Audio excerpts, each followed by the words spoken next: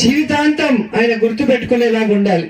So Jagananna బర్త్డేకి ఒకసారి ఒక ఆడపిల్లని చదివించడం స్టార్ట్ చేశాను. రెండవసారి జగనన్న బర్త్డేకి ఈ నియోజకవర్గంలో ఏదైతే అభివృద్ధికి నోచుకోకుండా ఈ నేషనల్ హైవేల మీద ఉన్నా కూడా ఊరు ఎవరు వెనకబడిపోయి ఉన్నారు, వాళ్ళకి ఏదైనా మనం సహాయం అందించాలి అని అన్ని గ్రామాలు దగ్గరగా, అంటే నగిరికి 6 కిలోమీటర్లు, నేషనల్ హైవేకి 1/2 కిలోమీటర్ కూడా లేదు. అలాంటిది రోడ్లు లేవు, సక్రమైన డ్రైనేజెస్ లేవు, వాళ్ళని పట్టించుకునే వాళ్ళు లేరు, ఇల్లు లేవు. ఒకే ఇంట్లో 2 ఫ్యామిలీలు 3 ఫ్యామిలీలు అలా ఒక రూమ్స్ లో ఇరుక్కుపోయి ఉన్నారు. నాకు నిజంగా చాలా బాధ అనిపించింది. ఎందుకు వీళ్ళని ఓటర్స్ గా మాత్రమే చూసి ఓట్లు వేయించుకుంటున్నారు కానీ ఎందుకు వీళ్ళకి ఇవన్నీ కూడా చేయట్లేదు అని ఆలోచన చేసి, సరే మనమే దత్తత తీసుకొని దీన్ని పూర్తిగా ఒక మోడర్న్ విలేజ్ గా మార్చి జగనన్నకి గిఫ్ట్ గా ఇవ్వాలనుకున్నాను. ఆల్మోస్ట్ సందుల్లో ఉన్న రోడ్స్ అన్ని కూడా సిమెంట్ రోడ్స్ వేసేస్తాం. ఇంకా మెయిన్ రోడ్స్ మన విలేజ్ కూడా ఈ మంత్ స్టార్ట్ చేసేస్తున్నాం. అలాగే క్లీనింగ్, శానిటేషన్ ఎప్పటికప్పుడు చేయమని చెప్పి గట్టిగా చెప్పాను, చేయించాను కూడా.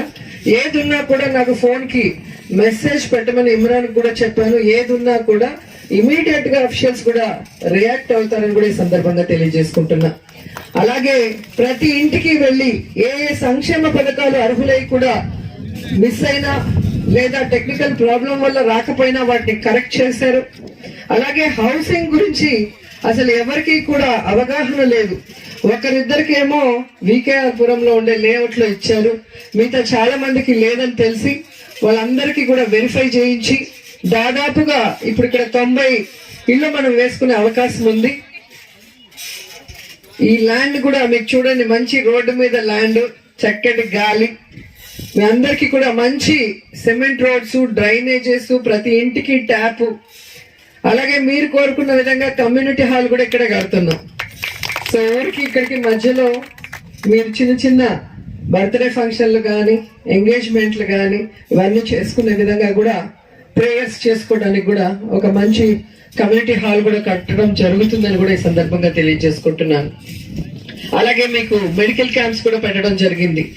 సో ఎప్పుడు కావాలన్నా మెడికల్ క్యాంపు మీరు ఇమీడియట్ గా ఇన్ఫార్మ్ చేస్తే నెలకు ఒకసారి కావాలన్నా లేదా 3 నెలలకు ఒకసారి కావాలన్నా మీ ఇష్టం.